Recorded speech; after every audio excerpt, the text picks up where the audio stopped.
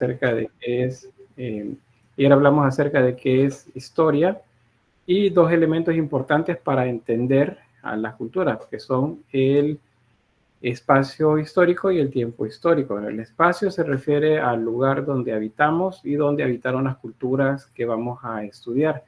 De ese entorno geográfico dependen las características de la cultura, económicas, sociales, políticas, y también las características de la parte artística. Ahí les señalaba algunas ideas sobre eso. Bueno, veamos el planeta. Este es el modelo que tenemos pues de nuestro planeta. No es tan esférico en la práctica, es un poco ovalado. Y los continentes pues son estos que ven ahí.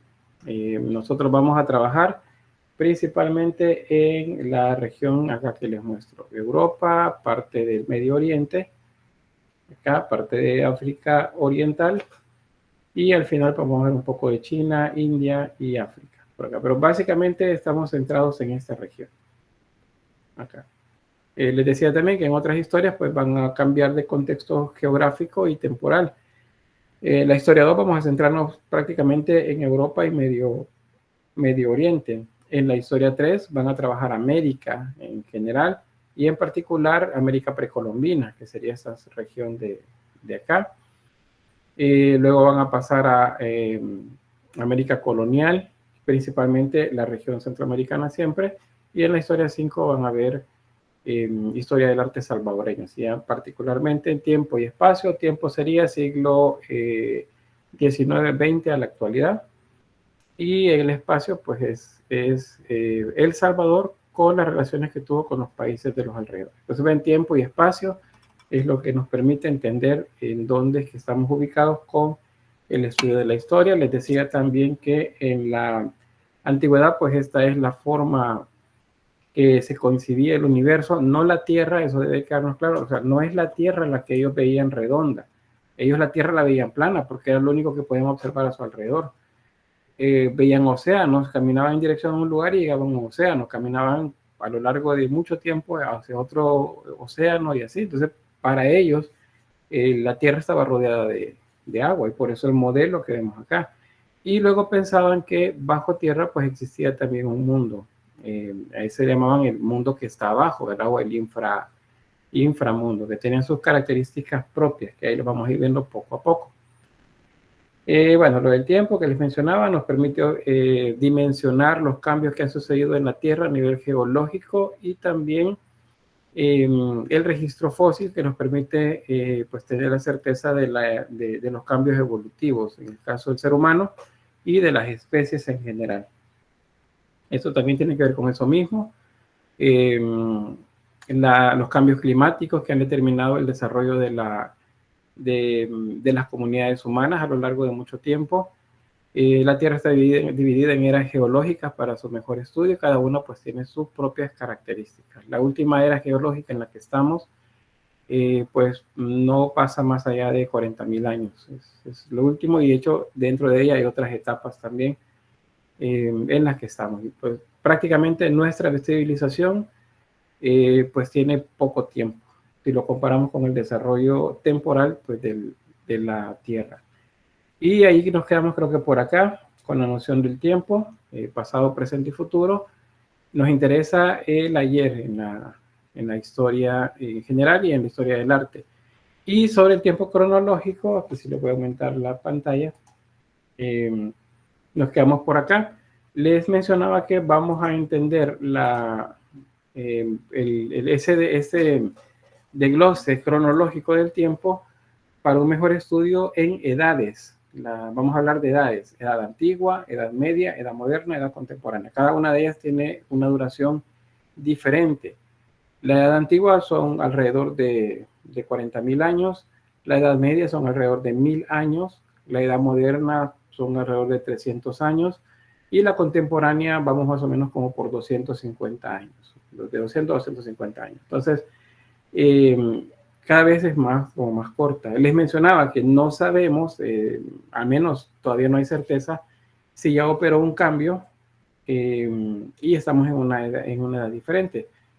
Eso pues no será tan fácil que se establezca, pues todavía hay mucha gente discutiendo sobre eso, y es más seguro que dentro de 100 años ya se tenga certeza de qué fue lo que pasó, si es que pasó, o eso nada más es la etapa tardía, digamos, de la edad contemporánea, y a lo mejor se va a operar un cambio más adelante todavía. Luego les mencionaba acerca de esto, que creo que fue donde nos quedamos. ¿Cuál es el punto ese que les señalo aquí en la pantalla para el mundo occidental, o sea, nuestra civilización occidental? ¿Cuál es ese punto de referencia? ¿Qué sucedió ahí o qué es lo que marca ese punto que ven en pantalla? En el conteo del tiempo que tenemos en el mundo occidental. ¿Y Mónica? El nacimiento de Cristo. Muy bien, gracias. Valerie. Solo encima. Perdón, ¿la escuché bien? Perdón, no lo de antes y después de Cristo. Ah, muy bien. Marca un antes y un después también en eso. Entonces, para nosotros, en el mundo occidental, hay un punto de referencia que fue ubicado en tiempos de dominio de la religión por sobre todas las ciencias, y entonces por eso es religioso, pues esa referencia. Eso es el nacimiento de Cristo. Históricamente, les decía, no podemos comprobarlo. O sea, es imposible comprobarlo. El nacimiento de Cristo es algo de fe. Atañe entonces a las religiones. A nivel de ciencias, de la historia, no se puede comprobar. O sea, no hay manera de hacerlo. Aunque algunos pues dicen, no, pero sí es que hay referencia y se puede cruzar información. Porque muchos de los actores de los que se mencionan durante el desarrollo de la vida de Cristo, pues sí existieron. Es lógico, era el área de influencia sobre la región de Judea era Grecia y era Roma. Entonces en Grecia y en Roma hay registros históricos de quienes gobernaban, por ejemplo, especialmente Roma, que era la que tenía el dominio político y económico de la región. Ese censo del que se habla es un evento romano y hay registro. Y eso nos permite saber, por cierto, que ese nacimiento de Cristo, fechado en el año 1, porque el año 0 no existe en el conteo, ese censo fue entre 6 y 4 años antes. ¿Y por qué? Porque resulta que el que se menciona a un gobernador en Judea, ¿alguien sabe quién era? ¿Quién gobernaba Judea? ¿Quién fue el que habló con los 3 reyes magos? ¿Sí, Judith? Herodes. Muy bien, Herodes. Cuando decimos Herodes hay que distinguir, porque Herodes fueron varios de la misma familia. Es el llamado grande, o sea, Herodes el grande. Ese es el que mandó a hacer o más bien el que gobernaba cuando se mandó a hacer el censo. Resulta que históricamente Herodes se puede rastrear y la familia de él, hay registros de cuándo gobernó y cuándo dejó de gobernar. Y dejó de gobernar alrededor del año 5 antes de Cristo, un año más, un año menos. Eso nos da, digamos, como menos el año 4 antes de Cristo. Entonces dicen, bueno, ¿cómo es posible? Si según la Biblia, José y María fueron a esa región porque iban a participar del censo. Y se menciona a Herodes que estaba vivo porque habló con los reyes magos, esos magos venidos del oriente, como se dice. Pero resulta que para el año 1, en el conteo que tenemos, Herodes tenía no menos de 4 años de haber muerto, Herodes el Grande. Entonces hay un error ahí que se ha logrado comprobar. Si fuese cierto que existió ese nacimiento, si fuese cierto, entonces que fue en tiempos de Herodes, es seguro entonces que estamos con un atraso de 4 a 6 años en el calendario. O sea, deberíamos de estar ya por el año 2030 y no en el 2024. Pero nadie va a calibrar, digamos, el calendario, al menos en la situación actual. Se mantiene el calendario, entonces hay un desfase ahí. Eso sí es comprobable, según la fecha hipotética de nacimiento de Cristo. Pero nos sirve igual para marcar un antes y un después, que eso es lo importante con esto. Nos referimos a eso que esos hechos acontecidos previos como antes de Cristo, y a los sucedidos posteriormente como después de Cristo. Entonces, ese es el punto de referencia. Ustedes pueden escuchar que dicen, es algo que sucedió en el año 3200 antes de Cristo. Entonces sabemos que es 3200 años antes del año 1. Eso es. Y si decimos, para efectos también si estamos hablando de Roma, decimos, no, fue en el año 300 después de Cristo. Eso significa 300 años después del año 1. También pueden que escuchen que digan antes de nuestra era o después de nuestra era. O sea, 200 años después de nuestra era, 200 años de nuestra era, o de 200 años antes de nuestra era. ¿A qué era se refieren? A la era cristiana. Entonces siempre nos estamos refiriendo a un evento religioso cuando hablamos de tiempo para nosotros que estamos en el mundo occidental. Bueno, ahí está el conteo que les mencionaba en cuanto a cómo llevamos el tiempo. 100 años antes de Cristo, 200 años antes de Cristo, 300 años antes de Cristo. A veces esto es confuso para algunas personas, porque por ejemplo decimos, la ciudad se fundó en el año 300 antes de Cristo y fue conquistada por los romanos en el año 100 antes de Cristo. ¿Y cómo fue eso? Pues fue fundada en el 300 y fue conquistada en el 100. O sea, ¿cómo pudo haber sido conquistada antes de haber sido fundada? Es porque el tiempo acá lo contamos al revés. O sea, decimos, por ejemplo, un filósofo cualquiera nació en el año 200 y murió en el año 130. ¿Y cómo fue eso? Murió 30 años antes de nacer. No, es que lo que sucede es que estamos contando el tiempo al revés acá. Contamos en sentido decreciente en la medida que nos acercamos al año 1. Y así, de manera creciente ya en la medida que nos acercamos a nuestros días, que sería el año 2024 según nuestro calendario.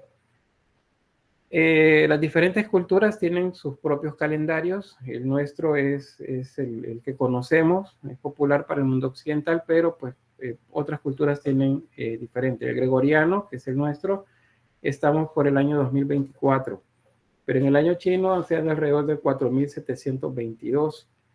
Para el mundo hebreo estamos en el año 5784 y en el calendario musulmán estamos en el año 1444 y para la India estamos en 1945. O sea, cada cultura tiene un calendario diferente. Entonces, creer que nuestro calendario es el único que existe es falso. Eso no es cierto. Cada cultura tiene uno diferente. Sin embargo, se dirán, pero ¿cómo es posible entonces que cuando viene el 31 de diciembre nos muestran que allá en Oceanía están celebrando el Año Nuevo y luego en los países árabes y luego en Europa y luego en África y luego acá en América? Es porque esas cuestiones son comerciales, es marketing, es algo que vende, hay necesidad económica que los pueblos, pues las economías, perdón, aprovechan. Entonces, digamos que hay una homologación de la celebración, más no del conteo del tiempo. Entonces, por eso el mundo entero celebra el cambio de año, pero en el calendario gregoriano. Hace poco, creo un par de semanas, fue el Año Nuevo chino. Ustedes vieron por ahí, vieron varias actividades acá en nuestro país. Entonces, cada cultura tiene uno diferente. ¿Comentarios? ¿Preguntas? Dígame, Natalia. Yo tengo una pregunta. Sabemos que muchas de las culturas, por ejemplo, la musulmán y la india, tienen diferentes creencias, ¿verdad? Pero, ¿qué define ellos el conteo de esos años? Por ejemplo, en el Año Nuevo chino es el 4722, creo. Y el de nosotros es casi el doble. Uh-huh. Así que mi pregunta es por qué ellos tienen tanto conteo y nosotros no, usando el calendario gregoriano. Normalmente son cuestiones que tienen que ver con la propia cultura. Es la fundación, por ejemplo, de una ciudad. En China, se me escapa ahorita cuál es el evento propio. En el caso del pueblo hebreo, tiene que ver con las fechas y las actividades que se mencionan en el Antiguo Testamento. Me parece que es con Moisés o previo a Moisés que comienza el calendario. Para los musulmanes es la llamada la Égira, que es el camino que emprende Mahoma el camino a la Meca. Y en la India, ahí sí se me escapa cuál es el evento que sucedió hace, más o menos como por el año 500 de nuestra era, durante la Edad Media europea. ¿Sí, Stephanie? Mire, perdón por el ruido. Mire, no sé si estoy equivocada, no sé si era la coreana, pero según lo que yo recuerdo, es que según como el gobernador que muere, algo así es como el calendario chino, porque se basa bastante en las dinastías. Muy bien, gracias. Sí, eso tiene que ver, por eso decía, tiene que ver con aspectos culturales propios de cada cultura. Cada una tiene un evento diferente. Si, por ejemplo, antes, en el caso nuestro, el calendario gregoriano, antes había uno, que es el calendario juliano, y antes estaba por el conteo que tenía Roma, y ellos contaban el tiempo a partir de la fundación de Roma. La fundación es un poco, es una mezcla entre el mito y la historia. Pero ellos llevaban un conteo desde la fundación de Roma. Digamos que en nuestro caso, el Centroamérica hubiera decidido por un calendario a partir de la emancipación de España, o sea, de la independencia, estaríamos por el año 223 de nuestro calendario, porque estaríamos contando a partir de que somos un país independiente. Entonces, cada cultura define o definió en su momento cuál era el conteo del calendario. Previo a eso, no hay como registros tan exactos de cómo se contaba el tiempo, más allá de lo que se consideraban calendarios a partir de la observación del sol y de la luna. O sea, el calendario lunar, el calendario solar, son los dos que funcionaban. Algunos todavía se toman en cuenta. Especialmente para las siembras, por ejemplo, el calendario lunar. Pero vamos a ir viendo eso ahí poco a poco. Voy a avanzar por acá. Si no hay preguntas sobre lo que se refiere a la historia, el tiempo histórico, el espacio histórico, entonces pasamos a este otro concepto. ¿Hay algo referente a lo anterior? Si no, pues, ¿quién me puede decir qué entiende por arte? ¿Sí, Carolina? Personalmente creo que el arte es como una forma de expresión y para algo otra o para mi persona misma es como una forma de desahogo, siento yo, en donde podemos, o sea, es nuestro propio, ¿cómo lo puedo explicar? Nuestro propio orden, no hay reglas en el arte, o si las hay, pues nosotros mismos podemos crear las nuestras, entonces es algo bien extensible, por decirlo así, es lo que pienso yo. Muy bien, está bien, es algo mucho más abierto, más propio. Sobre las reglas, pues en algún momento vamos a hablar un poco sobre las condicionantes, digamos, del arte en determinado momento. Puede que suceda en otros lugares que se hubieron, o momentos en los que se hubo como reglas. Actualmente pareciera que no hay reglas, pero digamos que sí hay algunos elementos que sirven para moderar el desarrollo de las artes. Bien, tengo aquí a Ivette, luego Allison, y luego bueno, los demás. Vamos primero Ivette, Allison, luego quienes siguen. Hola, buenas tardes. Ivette primero. Vale. Pues propiamente arte es una capacidad, ¿verdad? O una habilidad con la que a veces nacemos o creamos con el tiempo, pero como dice mi compañera, pues para mí también es una forma de expresión, ¿verdad? No solo centrándonos en las artes plásticas, sino en el arte como tal, que abarca muchas ramas, pues es plenamente eso, ¿verdad? Una forma de expresar nuestros sentimientos, pensamientos, pues básicamente es eso, ¿verdad? Muy bien, una manera de expresar, está bien. Sigue entonces, ¿qué dijimos? Ivette. Luego Naomi, después Mónica y por último tengo ahí a Diana.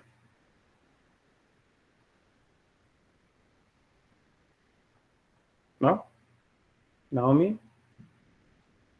Sí, perdón, la idea que yo tengo de arte, así como han dicho mis compañeras, es como la forma en la que nosotros expresamos, ya sean sentimientos o ideas que tenemos, pero en sí el arte tampoco se basa solo en como las artes plásticas en sí, o como pintura, dibujo, cosas relacionadas, sino que también se puede representar por medio de la música, ya sea tocando algún instrumento, incluso bailando, o incluso podría ser cantando, algo así por el estilo. Muy bien, sí, ¿cómo se dice? Las artes que no son plásticas también son válidas, también tienen su concepto y también tienen sus diferentes valoraciones. Bien, vamos ahí, Mónica tengo, luego Diana y después Stephanie. Bueno, para mí el arte originalmente, a mi parecer, es un medio de comunicación, una manera de como relatar o contar, podríamos decir, lo que es la cultura, la moda o el movimiento actual de esa época, ya sea artes plásticas, ya sea música, ya sea de todo, porque técnicamente, históricamente hablando, tanto la escultura, pintura y música representan cierta época, cierta cultura y cierta moda, dependiendo del tiempo. Muy bien, gracias. Diana y después Stephanie. Bueno, buenas tardes. Para mí, el arte en lo personal es una demostración tanto visual como auditiva, como han dicho mis compañeras, que demuestra o da a entender un significado, o también hace que nosotros le demos nuestro significado y que otras personas también le den el suyo. Y pues también es una forma de expresar sentimientos y dar un sentimiento. Muy bien, gracias. Está bien, los elementos son bastante coincidentes con los que han mencionado, sí, estamos bien con el concepto. Stephanie. Bueno, prácticamente lo que han dicho mis compañeras, ¿verdad? Que es una forma de expresarse, son las habilidades de, pues, como de, valga la redundancia, cada artista, según su arte, ¿verdad? Si uno es músico, si uno es pintor, etcétera, etcétera. Y como ha dicho, que es también, forma parte de la cultura de las civilizaciones, el tiempo, etcétera. Muy bien, gracias. Vamos a ver aquí en el chat, creo que alguien había escrito algo. Nicole dice, el arte para mí es una expresión de emociones o contar una historia o acción. Muy bien, ¿qué es coincidente en todos? Dice, ya sea una pintura, dibujo o danza. Muy bien, gracias. Complementando la idea ahí. Fíjense que coinciden en que algo se expresa y que eso que se expresa tiene que ver con mi visión propia del mundo. Eso le llamamos marco de referencia. A partir de mi marco de referencia también, dentro de un proceso comunicativo, pueden haber elementos que impidan que yo alcance por completo a desarrollar el proceso educativo o algo interfiera y no lo entienda. Esos son, por ejemplo, los que se llaman filtros culturales. Un filtro cultural es la religión, por ejemplo. Entonces, hace años, cuando estaba dando anatomía artística, alguien me decía que se podía evitar entrar a las clases porque en las clases había modelo desnudo. Y la razón era porque pues eso era pecado. Es pecado ver una persona desnuda, que no sea la pareja que Dios le dio, según me decía. Entonces, al final dejó de estudiar porque pues no quería entrar a la clase, quería que la clase fuera aparte, o sea, que se dejaran tareas nada más, y no que trabajar como modelo desnudo, ya sea hombre o mujer. Entonces, esos son filtros, en este caso un filtro religioso, en general se llaman filtros culturales. Nuestro estrato social también puede ser un filtro cultural que no nos permite entender, nos causa como interferencia dentro del proceso comunicativo con la obra de arte. Ahora, eso ya nosotros como creadores, eso se llama marco de referencia. Es todo nuestro bagaje de experiencias, cultura, religión, cuestiones sociales, políticas, económicas que están en nuestra formación, en nuestra vida y que nos permiten observar el mundo de determinada manera. Eso es importante que lo conozcan y aunque no me lo han dicho de esa forma, está presente en lo que me han mencionado. Que a ver, Sofía dice, el arte es un método de expresión visual que se basa por medio de la producción de imágenes bidimensionales o tridimensionales que pueden poseer sentido o significado. Sí, está más estructurado el concepto. Yo les voy a mostrar uno acá que engloba en general mucho de lo que me han mencionado para que lo tomemos en cuenta. Este concepto aplica a lo que vamos a trabajar en este ciclo y aplica, digamos, quizás hasta ahí como por finales de la Edad Moderna. ¿Por qué? Porque resulta que el concepto de arte es cambiante, no es uno solo. Este que ustedes conocen y que es similar al que les voy a mostrar es el que nos aplica más fácilmente y por eso es que lo manejamos. Pero hay otros que fueron apareciendo en diferentes momentos, por ejemplo, a finales del siglo XIX o a mediados del siglo XIX, cuando aparecen las primeras vanguardias, el impresionismo, luego el postimpresionismo, luego aparece uno nuevo que tiene que ver con el arte abstracto, y luego el arte conceptual más adelante, a finales de la década de los 60 del siglo XX, a principios, perdón, de la década de los 60 del siglo XX, aparece también, se modifica el concepto, y luego a mediados de los 90 se modifica el concepto otra vez, y luego en nuestra época se mantuvo vigente más o menos como los primeros 10, 15 años, pero se ha modificado de nuevo. ¿Y por qué? Porque ahora resulta que es arte hasta lo que tiene que ver con los NFT. Ahí cuando estamos hablando de eso, estamos hablando de criptoarte, o sea, un arte que se da únicamente en términos virtuales. Entonces, el concepto de arte cambia. El que vamos a ver aquí, que tiene que ver con la etimología, es el que aplica para las culturas antiguas. Y luego va a ir cambiando en la medida que van cambiando las culturas también. Pero originalmente el concepto de arte tiene que ver con eso. ¿Sí, Mónica? Se me fue, pero en realidad también podemos decir de que el arte en algún punto de la historia fue considerado más que todo, en vez de expresar, puede ser un método de enseñanza. Así Sí. como, por ejemplo, las primeras líneas o los primeros dibujos, podemos decir, que mostraban cómo era la cacería, cómo los cantos eran relatos de aventuras o de cómo seguir cierta actividad y así sucesivamente como los bailes y todo eso.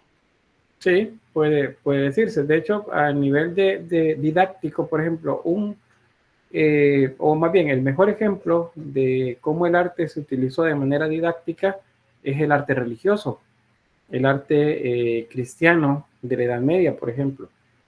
Las imágenes no fueron hechas, que es lo que a veces vienen esos filtros que les menciono, los filtros culturales, filtros religiosos, que dicen que el arte es más bien el arte religioso, las imágenes son cuestiones equivocadas, dicen una de las variantes del cristianismo, pero resulta que es a partir de esas imágenes que se logró enseñar. ¿Y por qué? Porque la gente no podía leer. ¿De qué manera le enseñan ustedes religión a alguien que no puede leer? Tiene que ser con imágenes. Ya van a ver conmigo con las diapositivas que les voy mostrando luego, verán que quizás si les muestro 100, unas 70 de esas diapositivas son imágenes. ¿Y por qué? Porque imagínense si yo les enseñara historia del arte solo con texto, solo con letras, frases, conceptos, pues no me van a entender un montón de cosas. Por eso dicen que una imagen habla más que 1000 palabras. Entonces, en la época medieval,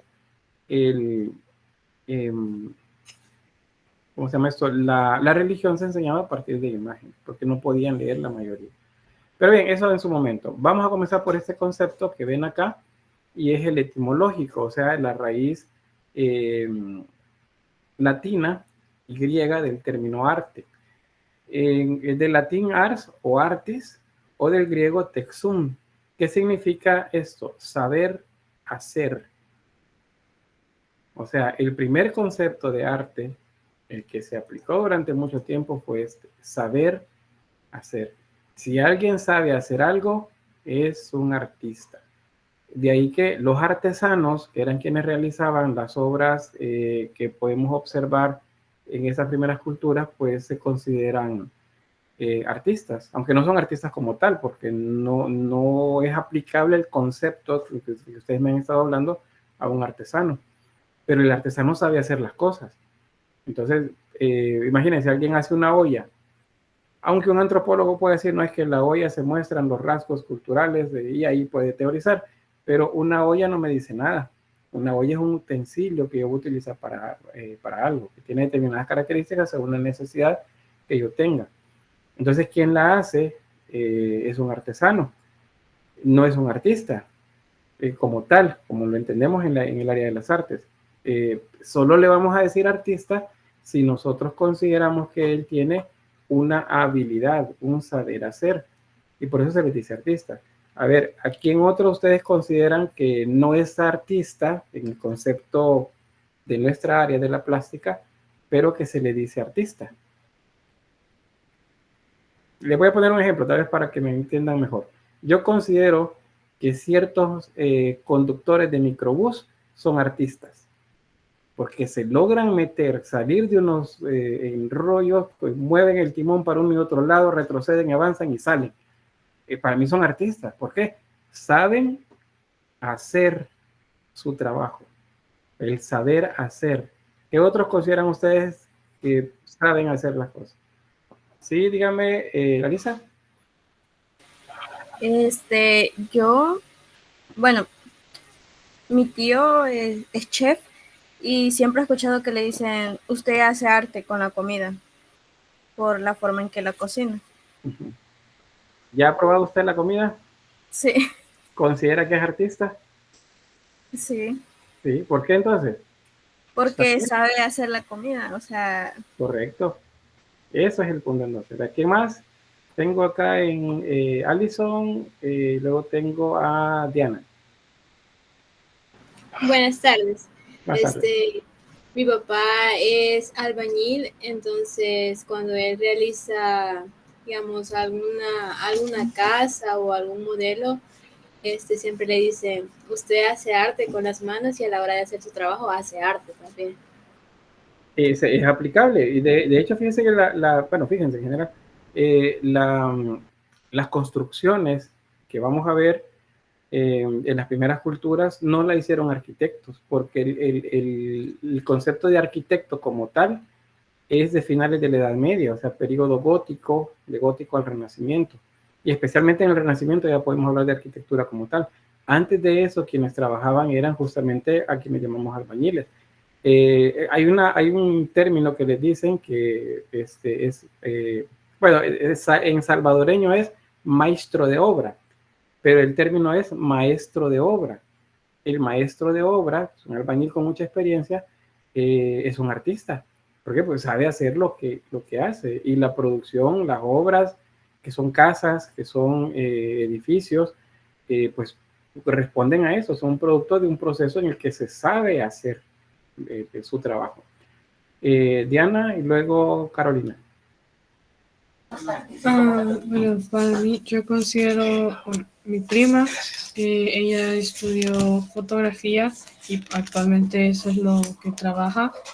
Y tanto mi familia como la gente que la conoce, normalmente le dice que literalmente su fotografía, o sea, el trabajo que hace, lo sabe hacer bien, o sea, hace muy bien su trabajo, es arte. Es arte, muy bien, gracias. Y de hecho, bueno, en términos contemporáneos, la fotografía se considera arte, es parte de las artes plásticas. Carolina Cecibel. Sí, pues así mismo, viniendo de la misma rama que decía Diana, es como el arte audiovisual, así como las personas que pueden, o sea, tomar un video juntamente con otra cosa, entonces lo juntan y vuelven a arte, que es algo que le llama la atención a las personas y que logran captar su atención, así como los pintores captan la atención por medio de una obra de arte, así con pintura. Las personas con esa capacidad de crear cosas audiovisuales, pues para mí es arte, la verdad, porque no cualquiera tampoco tiene esa fluidez como de hablar en la cámara o cosas así. Eso es lo que yo pienso. Muy bien. También está el arte, digamos, por decirlo así, es mi pensar, creería yo que los payasos de hecho también tienen su arte para poder captar la atención de alguien y que no estén aburridos, porque en fin el arte vendría siendo eso, poder lograr captar la atención de las personas, que es lo que pues, los artistas quisieran. Y el arte de los músicos, así como acaban de poner ahí. Sí, muy bien. Y de hecho los payasos entran en las artes escénicas. Ahí están. Y es importante también porque en el caso de ellos, bueno, especialmente los que hacen de verdad un tipo de comedia artística, ¿verdad? Porque hay un tipo de comedia que hacen también algunos otros que es obscena. Ahí sí, ¿no? Y de hecho, a veces en los cumpleaños pareciera que el payaso es para una despedida de soltero, ¿verdad? O solteras, porque por el tipo de lenguaje que se utiliza y los chistes que se hacen, cuando es una actividad para niños. Pero bien, estamos por la vía entonces ahí. Quiero ver, tengo Mónica y luego Stephanie, y luego vamos a ver qué nos dicen ahí en el chat. Bueno, el ejemplo que yo quería dar es algo un poco más alejado a lo que nosotros consideramos arte, que es la física y matemática, ya que en cierto modo, voy a poner el ejemplo, las matemáticas las ecuaciones que llevaron al hombre a la luna prácticamente se consideraron por mucho tiempo una obra maestra, ya que de eso fue que pudieron llegar a esa hazaña. Muchos creen que no, muchos creen que sí, eso ya es tema aparte, pero la matemática prácticamente y la física puede considerarse un arte a la vez, tanto por anatomía, bueno, en realidad no nos vamos muy lejos. En clase de dibujo, cuando vemos anatomía, nosotros contamos como por cabezas o por dedos, como cuánto mide cada ser humano. Son 7 cabezas, son 5 cabezas y así. Muy bien, está bien, los cánones. De hecho, la matemática, ya que lo mencionan, lo vamos a ver aplicado en el desarrollo de la arquitectura y de la construcción de la figura humana, como bien lo decía, en diversas culturas. Para los griegos y romanos, por ejemplo, el canon, bueno, los egipcios también tenían un canon, que eso es cuando contamos cierta parte del cuerpo aplicando la medida al resto del cuerpo. Ellos lo hacían. También los mesopotámicos, la matemática era muy importante para el desarrollo aún de la arquitectura. Entonces sí, eso está unido. Y bueno, la programación también, las cuestiones de los cálculos son habilidades que también representarían un saber hacer. Creo que me queda ahí Stephanie y luego leo lo que me pone en el chat.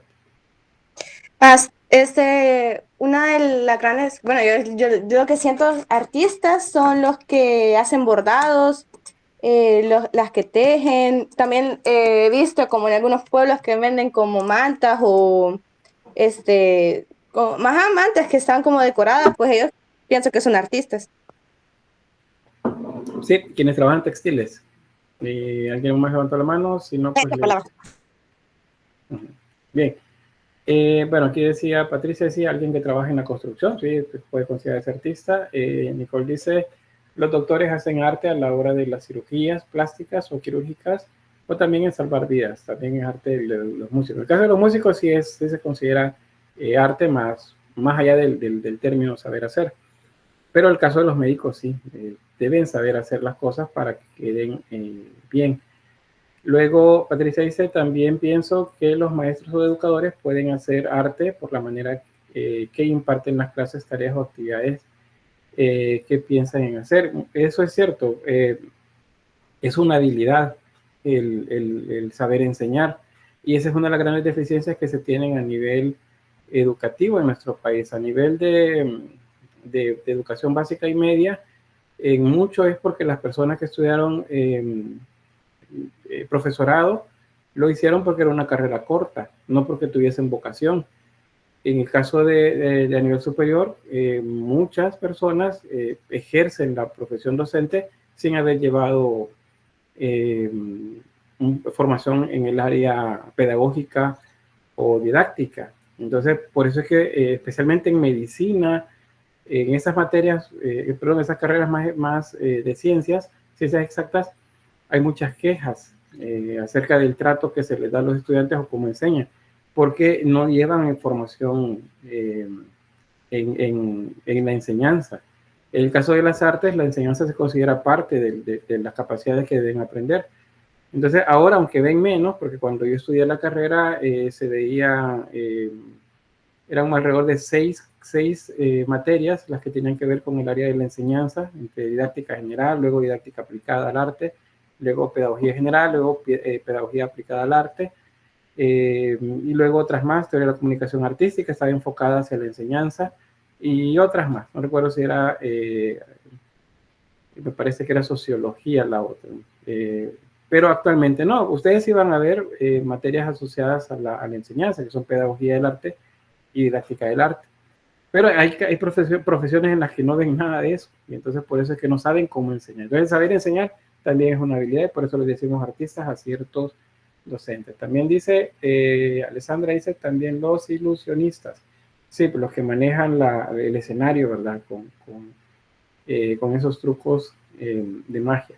Bien, vamos a quedarnos entonces con el concepto del saber hacer. Acuérdense que originalmente es lo que vamos a entender por arte. Por eso es que se cree que es arte, se dice que es arte más bien, las herramientas que hicieron nuestros antepasados en el periodo paleolítico y el neolítico. Ellos hicieron o cortaron un trozo de piedra o tallaron una porque necesitaban cortar piel o necesitaban hacer una punta de flecha, y eso es arte. Pues no, entendido en los términos actuales no es arte, pero en los términos de que se necesita una habilidad para hacerlo, sí es arte. Y por eso se considera dentro del desarrollo de la cronología de las artes, pues las habilidades de elaboración de herramientas. Pero bien, vamos a un concepto que engloba bastante de lo que vamos a estar hablando durante estos meses, y aún creo que el ciclo 2, con la historia 2, pues también aplica el mismo concepto. Y es que pues se entiende, generalmente verán que acá hay conceptos de los que ustedes han mencionado, como una actividad o producto que se realiza por el ser humano con una finalidad estética o comunicativa. Ojo acá con esto, se realiza por el ser humano. Ningún otro ser produce arte. Ahí sale, y bueno, lo publican por todos lados, que un elefante agarró una brocha y hizo una obra de arte. Que un mono agarró unas crayolas y también hizo una obra de arte. Que un pollo, que un gato, que no sé qué otro animal igual hizo una pintura, hizo una escultura. Eso no es arte. ¿Por qué? Porque solo el ser humano lo puede hacer. ¿Y en qué me baso para decir eso? Es que se necesita tener conciencia de lo que se está haciendo para decir que eso es arte. Tiene que haber una intención de comunicar algo. Cuando me dicen, es que sirve para expresar, para comunicar, pues entonces tiene que haber una intención. Ni el pollo, ni el elefante, ni el perro, ni el gato tienen esa intención de hacerlo, sino que han sido, ¿qué sería? Se les ¿cómo se dice? Se les ha mostrado una manera de responder a ciertos estímulos, y entonces por eso es que repiten una acción, y ahí pareciera que producen arte. Pero no es arte. Solo el ser humano produce arte. Entonces, lo primero, la finalidad es estética o comunicativa. O sea, puede ser para la decoración de un espacio o puede ser para comunicar una idea. Cualquiera de los dos lo vamos a tomar como válido. Ya si nos ponemos así como muy estrictos, pues hay personas que dicen que si tiene solo una finalidad estética no es arte. Tiene la principal, dicen, debe de comunicar. ¿Y a qué me refiero con eso? A ustedes les encargan una pintura y la persona que se la va a comprar le dice, mire, necesito que tenga colores rojos y naranjas para que me combine con el sillón. Si ustedes hacen una pintura para que combine con un sillón, no están haciendo arte. En los términos generales, o más bien específicos, en los que se pone como principal elemento la comunicación, porque no están comunicando nada, están solamente recreando algo de manera estética. Pero en ese concepto consideramos ambas cosas. No les digo que es arte si ustedes hacen eso, ¿verdad? O si otros dicen, es que si le van a pagar a alguien por hacer una pintura, entonces eso no es arte, porque se lo están encargando. Entonces, son discusiones que se generan. Ustedes van a tener chance de hacerlo en otras materias dentro de la carrera, como por ejemplo teoría de la estética, sociología del arte, antropología cultural. Ahí es donde se discuten este tipo de temas. Nosotros no vamos a ahondar tanto en esto, pero les dejo por ahí pues la idea. ¿Qué más?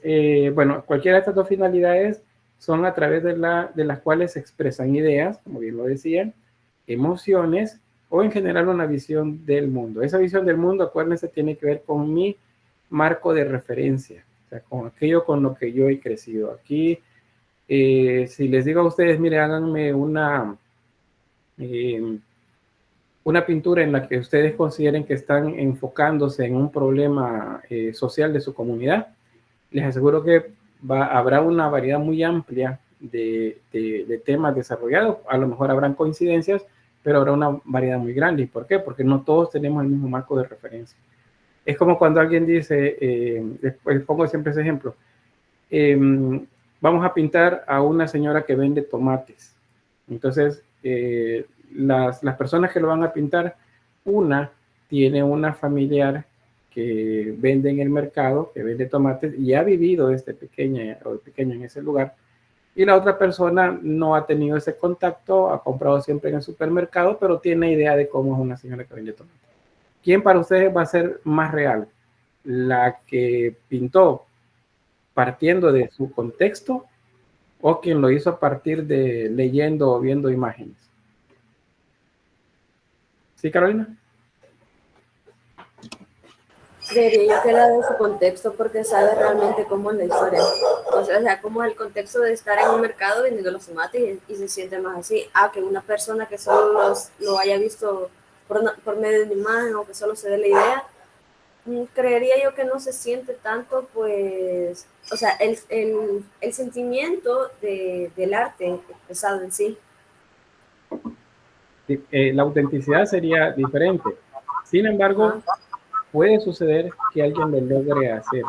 ¿Cuál sería o qué tendría que hacer? Pues leer mucho y acercarse a la vivencia. Eso ya con técnicas antropológicas, la de observación participante, por ejemplo.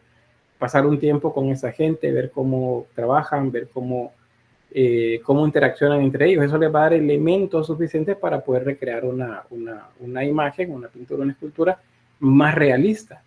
Pero desde mi realidad, desde mi contexto, mi marco de referencia, alejado de aquella realidad que estoy retratando, probablemente no voy a hacer las cosas bien. Entonces, es importante eso cuando hablamos de la visión del mundo, que es subjetiva, porque depende de nuestro marco de referencia.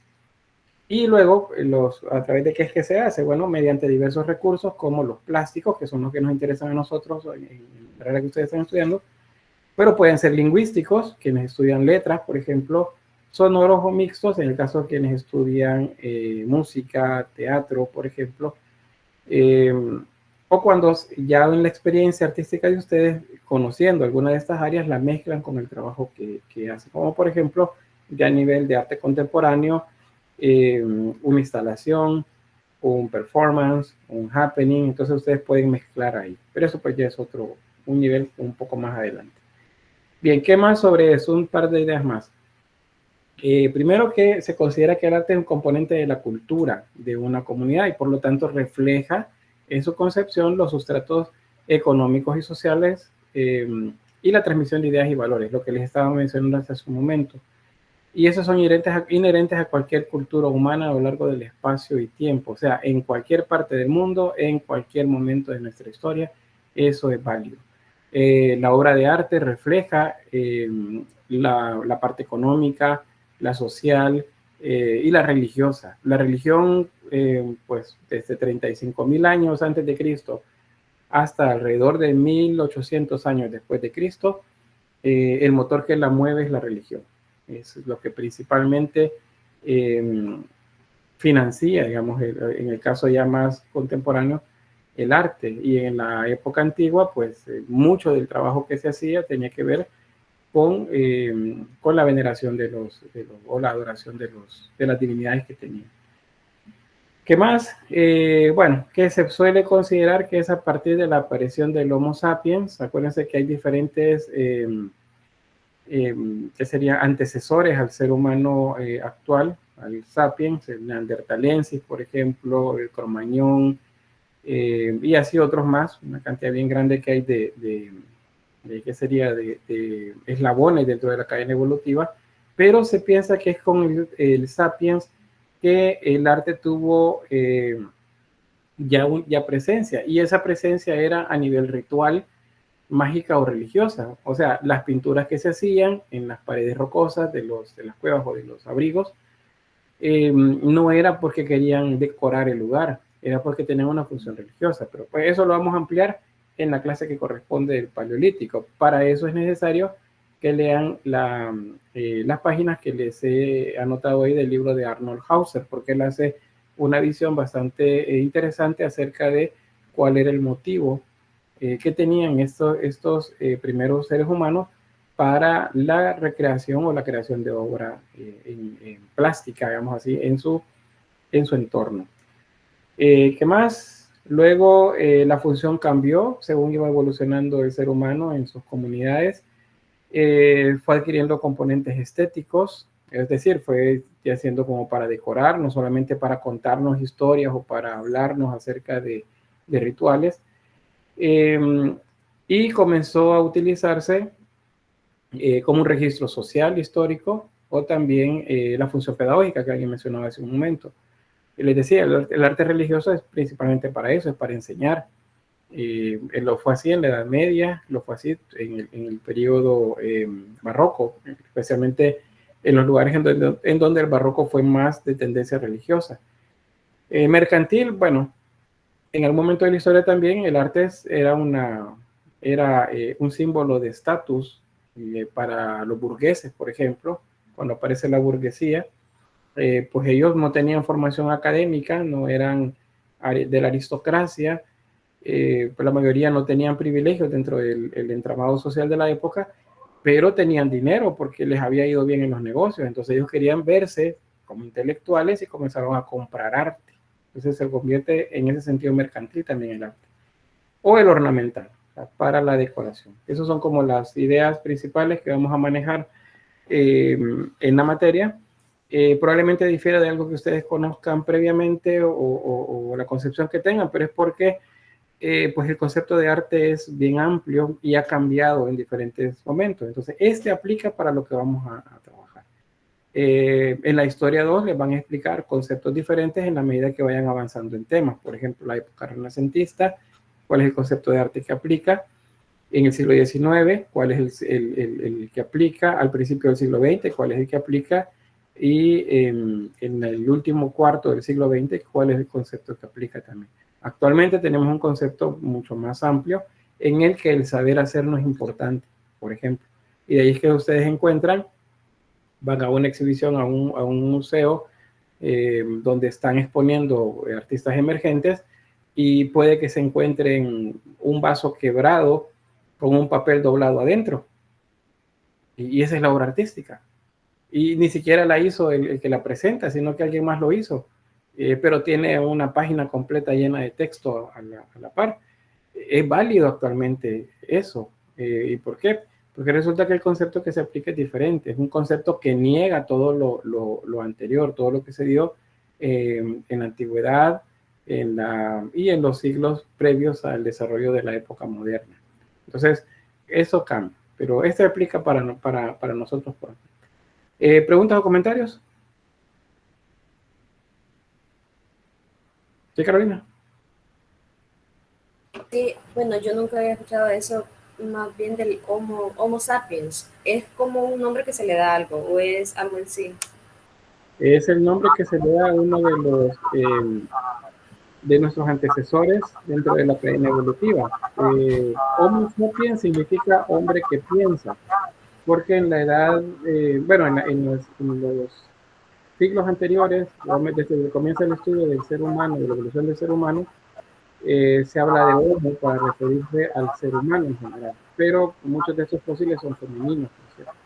Entonces, ya lo vamos a ver más adelante. Les voy a explicar ahí algunos de estos eslabones que son parte de nuestra cadena evolutiva como ser humano. Pero Homo sapiens significa hombre que piensa. O sea, lo que te digo en esta parte es que cuando apareció el ser humano ya con pensamiento, con una proyección en tiempo y en espacio, entonces se considera que el arte aparece. Antes de eso... La evolución que ha llevado en sí. Sí, digamos que es el sapiens, es el primero que se considera tuvo imaginación, que proyectó en tiempo. Antes de eso no proyectaban en tiempo. O sea, si por ejemplo mataban un venado, pues había que comérselo. Y si nos tenemos que mover porque están ¿cómo se dice? En migración, lo que sobró de la comida lo dejaron ahí. ¿Y por qué? Porque no se imaginan, no piensan que más adelante lo van a necesitar, que les va a dar hambre. Pero hubo un ser humano que comenzó a guardar, comenzó a proyectar en el tiempo. Ese es el que se considera, es el sapiens. Y con él es que aparecen ya lo que se considera arte como tal, aunque es arte ritual. Estamos hablando de 35.000 a 40.000 años antes de Cristo. Bien, voy a avanzar con esto. Estos temas los vamos a verlos en diferentes momentos, pero sí vamos a seguir ampliando. Bien, sobre eso mismo, vean, si yo les presento algunas imágenes por acá, pues algo conocerán de esas. Por ejemplo, esa, ¿les recuerda algo? ¿No? ¿Será arte? Espérense, les voy a ampliar.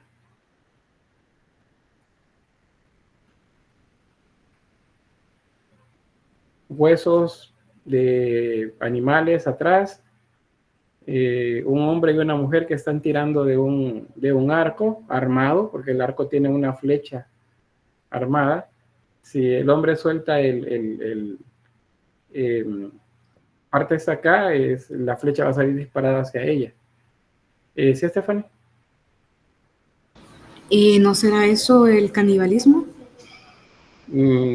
Podría ser, podría que tenga que ver con tal vez no canibalismo, pero sí la depredación de la fauna.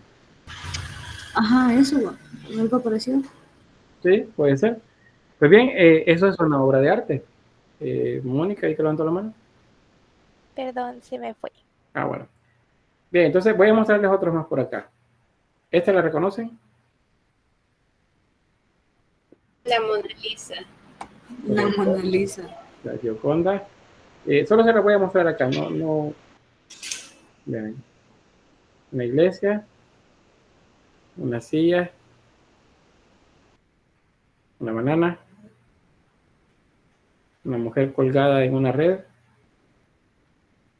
algo que nos recuerda Egipto, imágenes de sopas, herramientas, una lata y un retrato. Pues todo esto corresponde al arte. Y todo fue hecho en diferentes momentos de la historia.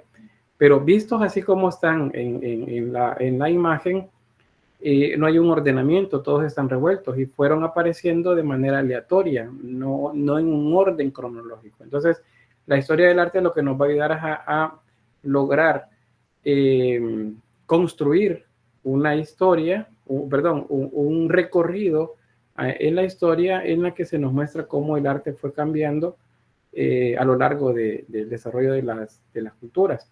Entonces, eso lo vamos a ver por acá. Cuando juntamos el concepto de historia, que es la ciencia que tiene como objeto de estudio el pasado del hombre como método de las ciencias sociales y que se auxilia de una cantidad muy amplia de ciencias y disciplinas de las áreas de las ciencias sociales, y lo juntamos con el concepto de arte, que tiene que ver con expresión, con una manera de ver el mundo a través de diversos métodos, diversas técnicas. Entonces, lo que tenemos es que la historia del arte también pues, es una disciplina como tal. Y es una disciplina dentro de las ciencias sociales siempre, que estudia la evolución del arte a través del tiempo. Eso es lo que estudia la historia del arte. Específicamente, la evolución del arte a través del tiempo. Es decir, que si nosotros leemos un libro de historia, no nos va a mostrar el desarrollo del arte. Nos va a mostrar solamente lo social, lo económico, lo político y lo religioso.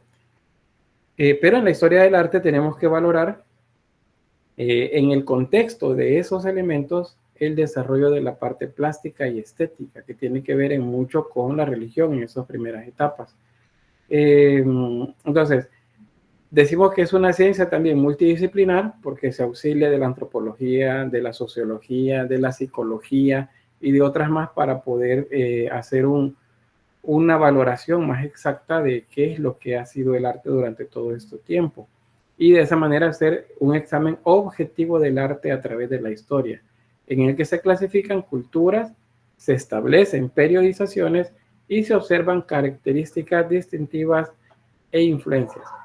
Ahora bien, como todo, igual que la historia en general y que la historia del arte en particular, esto ha estado sujeto a influencias de pensamiento y, digamos, al manoseo de intereses, ya sea religiosos o políticos. Y hay cosas entonces que se han omitido durante el desarrollo o la conformación, más bien, de todo el bagaje teórico de la historia del arte, y que es hasta los últimos años en los que comienza a desglosarse un poco más. Por ejemplo, en el área educativa, los libros que se utilizan, dependiendo de la tendencia política del gobierno de turno, pues así responden estos tipos de libros. Durante la época de gobierno, por ejemplo, durante la guerra o antes de la guerra, los libros tenían una manera de describir la historia. Después de la guerra en nuestro país, estamos en un periodo neoliberalista, de neoliberalismo, y los gobiernos se enfocan pues en modificar también y enseñarnos a través de los libros de historia determinada información. Luego en el 2010 se cambia a un gobierno de izquierda y entonces cambian los libros y comienzan a agregar otros elementos que antes no estaban ahí.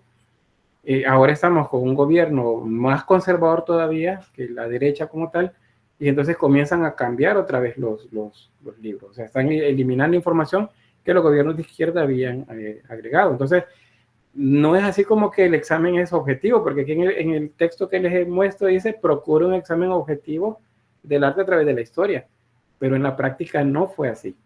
Sin embargo, en los últimos años sí se está operando un cambio. Los libros están cambiando y están existiendo más investigaciones, especialmente en algo. Si ustedes revisan libros de historia del arte del siglo pasado, o sea, del siglo XX, van a encontrar que la mayoría, si no es que todos lo que se muestra ahí, son obras elaboradas por hombres, no por mujeres. Ustedes revisan y ven, y bueno, vemos el barroco y aparece hombres, hombres, hombres. El Renacimiento, hombres, hombres, hombres. En la Edad Media es un poco más complicado de rastrearlo, pero digamos del Renacimiento para acá, o sea, la realidad es que sí hubieron muchas mujeres artistas, pero se omitieron en la historia. ¿Y por qué? Porque resulta que los hombres hacían los libros y la mujer no podía hacer algo que los hombres estaban haciendo. Y la mayoría de esas mujeres artistas eran de familias donde habían artistas. Entonces, quien asumía la autoría de la obra era el papá, el hermano o alguien más. Entonces, es en los últimos 20 años quizás que existe una preocupación mayor porque eso cambie y se le va dando más preponderancia también al papel de la mujer, que sí la ha tenido. O sea, no es que no existiera. Sí hay muchas mujeres pintoras en el Renacimiento, en la época barroca, en la pintura flamenca, por ejemplo, en el norte de Europa. También lo hubo en el impresionismo y así en otros más, pero ese examen objetivo de la historia, que es lo que quiero remarcarles, lamentablemente pues no es así. Siempre depende de qué es lo que los gobiernos quieren que se entienda. Dígame, Judith. Sí, o sea, la verdad es que me llama mucho la atención eso porque incluso aquí en mi casa tenemos un libro de dibujo, de pintura, perdón. Y una vez mi hermano chiquito me preguntó que, o sea, si en esas épocas no habían pintoras, porque realmente en el libro no salen.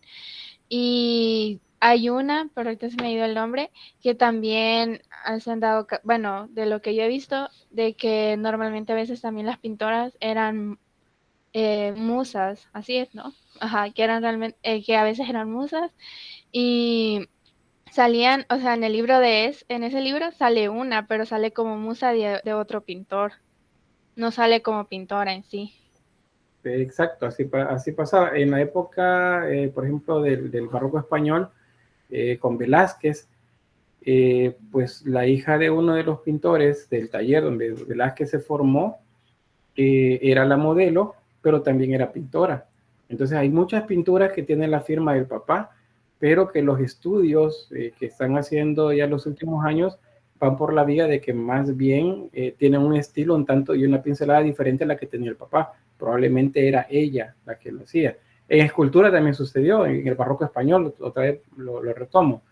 Tenemos, por ejemplo, a Luisa Roldán. Ella sí tiene nombre y fue, digamos, un poco más difícil que se le ocultara, porque resulta que era como muy presente la obra de ella en el taller del papá. Pero mucha obra también se considera que la firmó el papá, ahí de la que hacía ella. Dígame, Alison. Sí, también creo haber visto antes en un libro que parece que una mujer llamada Ende, que fue una iluminadora de manuscritos, creo, que fue en la península ibérica. No sé si estoy mal ahí. Sí, también, probablemente. Si son manuscritos, si es iluminadora, estamos hablando de la época medieval, que es donde aparecen los manuscritos iluminados. Probablemente, sí, también existían por ahí. Pero, repito, es hasta hace poco que eso está saliendo más a la luz. Pero vamos a ir viendo eso, tal vez no tanto en este ciclo, pero es seguro que lo van a ver en la historia 2, porque en la historia 2 es donde se habla del Renacimiento en adelante. Acá pues apenas vamos a llegar a la mitad de la Edad Media y solo así como que entramos y salimos de regreso de esa época. Bien, avanzamos. ¿Cuáles son los periodos de la historia del arte? Pues los que vamos a estudiar, y según el contexto occidental tenemos prehistoria, tenemos el arte antiguo, el arte clásico, el arte medieval, el arte moderno y el arte contemporáneo.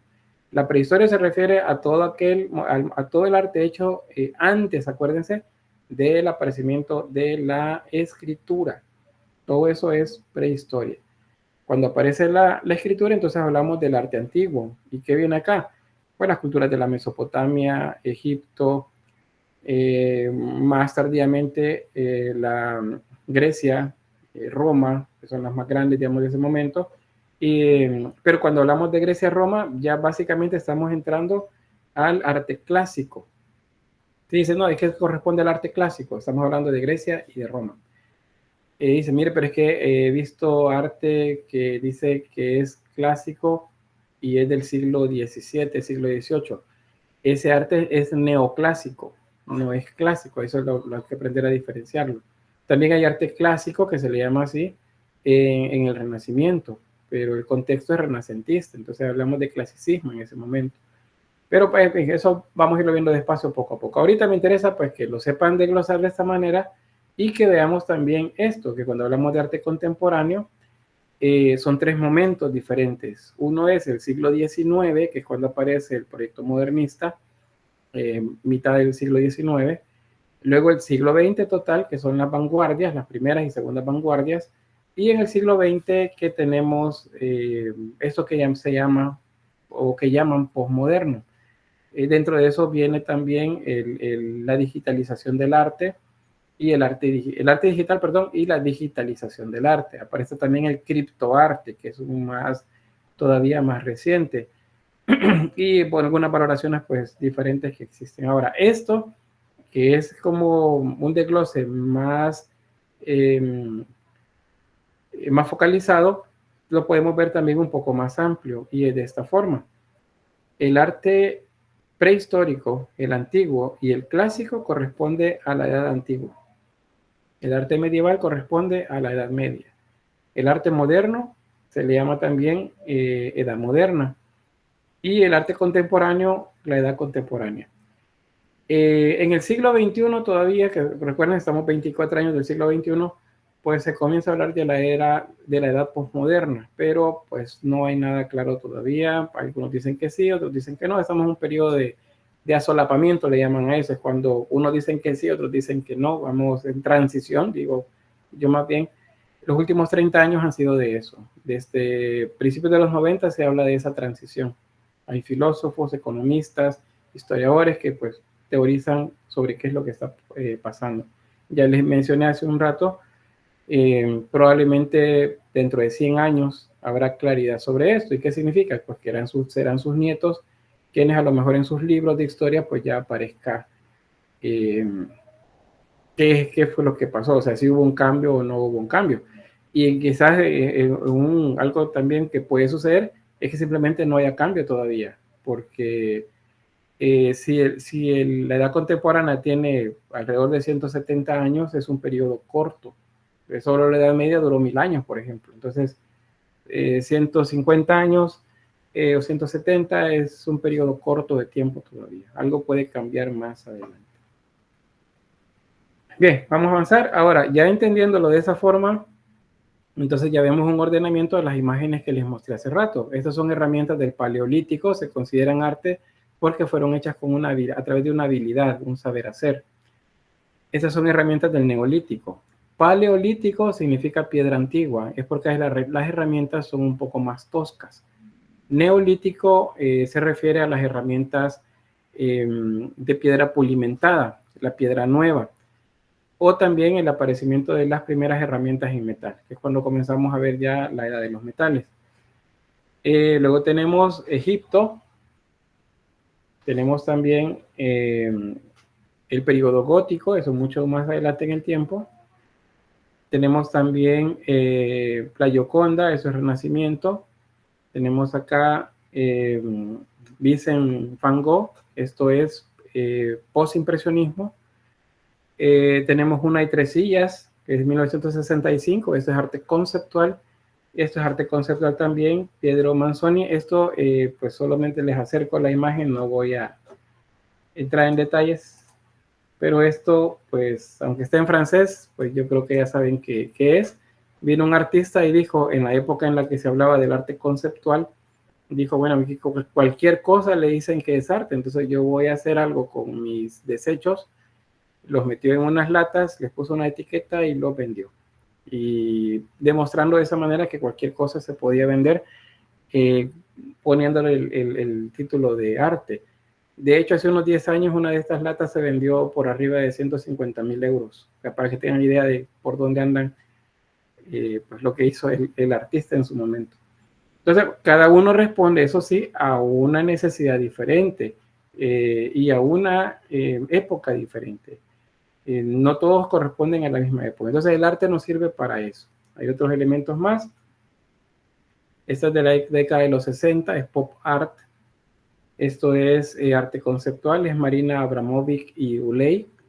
Marina Abramovic todavía sigue haciendo exhibiciones de performance, de happening. Eso es arte conceptual. Esto corresponde a la década de los 80. Ellos eran pareja y bueno, luego de muchas vicisitudes se separaron y hace un par de años, creo que 10 años o 12 años por ahí, se juntaron de nuevo en el MoMA, en el Museo de Arte Contemporáneo de Nueva York. Y bueno, Uley murió hace 2 años, creo, por ahí. Y bueno, es otra más, este es de Paolo Herrera, es de 2017 y se llama En Tránsito 4. Y es una mujer desnuda dentro de una red colgada en la galería de arte.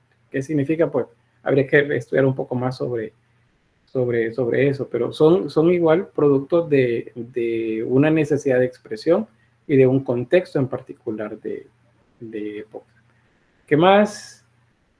Bueno, esta que vimos, creo que ya la han visto ustedes.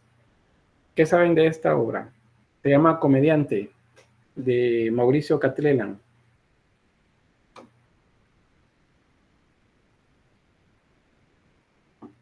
¿No? ¿Sí, Mónica? En su momento fue muy controversial porque muchos lo consideraban como una burla al arte moderno. Muy bien, gracias. ¿Alguien más? Según, bueno, creo yo que es como que el artista aquí se va a entender que cualquier cosa es arte. Sí, tal vez no lo piensan como que cualquier cosa es arte. Eso tal vez lo vemos lo que no estamos acostumbrados a la producción de este tipo de obra.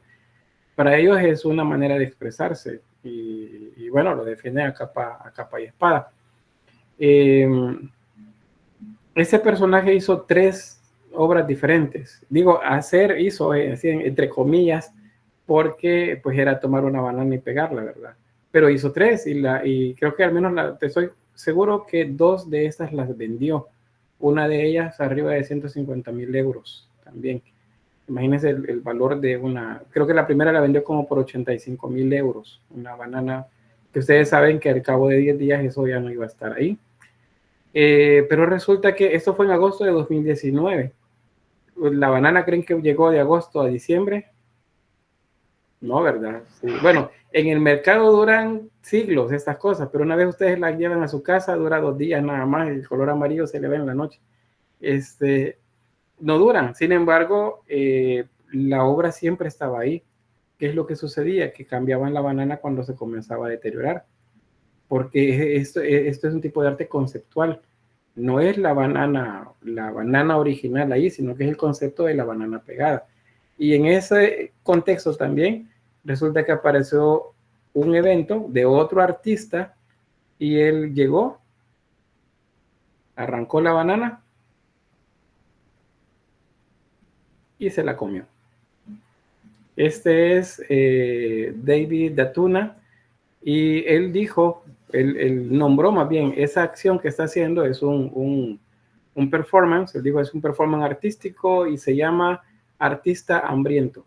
Agarró la banana y se la comió. Y mientras se la come dice, ahora sé cuánto vale, no, ahora sé a qué saben $150,000, creo que hizo $170,000. ¿Qué fue lo que pasó? Pues la seguridad de la galería lo detuvo. Lo llevaron a la administración y luego sale hablando ahí ¿cómo se llama esto? El director de la galería dice, no, pues es solo una banana. La obra es un concepto. Entonces lo que vamos a hacer nosotros es reponer la banana, o sea, cambiar la banana y ponerla otra vez en el lugar donde estaba. Y a él no sé si le prohibieron entrar de nuevo, ¿verdad? Pero son cosas que han sucedido. Antes de hecho de esto, de la banana, hace unos 15 años más o menos, a alguien se le ocurrió llenar una combi, estos microbuses de Volkswagen, lo llenó de bananas. Y entonces vinieron unos visitantes al museo y uno de ellos se comió 3 bananas. O sea, las agarró y nadie se va a fijar. Se comió 3 bananas, pero como hay cámaras por todos lados, resulta que lo detuvieron igual y le hicieron pagar $80 por cada banana, porque había dañado una obra artística. Entonces es complicado eso del arte postmoderno, muchos le llaman así. Otros dicen es postcontemporáneo, porque estamos en esa época todavía. Pero son cosas que se dan. Hay cosas todavía mucho más, que sería chocante, si quieren verlo de esa forma. Por ejemplo, alguien vendió una escultura que no existía. O sea, eso fue hace como 5 años o menos, creo. Vendió una escultura que no existía. O sea, la escultura él solo la describió y dijo, aquí está. Y en la fotografía no había nada y alguien se la compró. Y se la compró por miles de dólares. Y luego vino alguien en Argentina, un artista, y dijo que no iba a vender una también. Y dijo, mire, en tal día voy a sacar una obra, una escultura que estoy haciendo de las mismas características de aquella otra. Y bueno, aquí está. Y resulta que comenzaron a ofrecerle dinero por comprarla. Solo que esta persona dijo, miren, esto era más bien una broma y se me salió de las manos. Ya yo no quiero meterme en eso porque puedo tener problemas, porque estaba vendiendo algo que no existía. Pero ¿y a quién se la quería comprar? Vamos a ver, dígame ahí, Carolina, y luego Mónica. O sea, el arte en sí lo que era, o sea, simplemente lo que fue vendido fue el concepto, no la obra, por decirlo así, en sí. Y así puede seguir surgiendo entre los demás años, se podría decir. Sí, y no es nuevo. Eso del arte conceptual aparece, bueno, como tal en los 60 en adelante, pero a finales del siglo XIX hubo un personaje que era economista, ¿no? Y él lo que hizo fue sacar unas obras en unas revistas en las que decía, por ejemplo, como por decirles, personas de piel, no, ¿cómo decirlo? Vamos, afrodescendientes, voy a decirle, afrodescendientes caminando a través de un túnel. Y la foto era, o el cuadro era solamente un cuadro negro, no había nada ahí. Y otro decía, por ejemplo, ¿cómo por decirles? Nieve cayendo en el jardín, por decirles un nombre. No eran eso, pero nieve cayendo en el jardín. Y era una página en blanco. ¿Y dónde está la nieve? ¿Dónde está el jardín? Esas eran las obras. Eso estamos hablando a finales del siglo XIX. Sin embargo, no tuvo tanto impacto en ese momento. Lo tuvo en la década de los 60 y 70, ya en adelante, y eso se le denominó arte conceptual. Por eso, por ejemplo, esto, ya me veo dónde estaba, esto, la una y tres sillas, dice, bueno, ¿cuántas sillas hay acá? Dice, una, no, hay tres. Una silla es el objeto físico, otra silla es un objeto retratado en una fotografía y la otra silla es un concepto. Y las tres son sillas. Entonces, el arte conceptual aparece también por este momento y tuvo un éxito bastante grande. Entonces, eso de vender el concepto, sí, así es, y no es nuevo. Bueno, como criptoarte, por ejemplo, hay quien recopiló durante,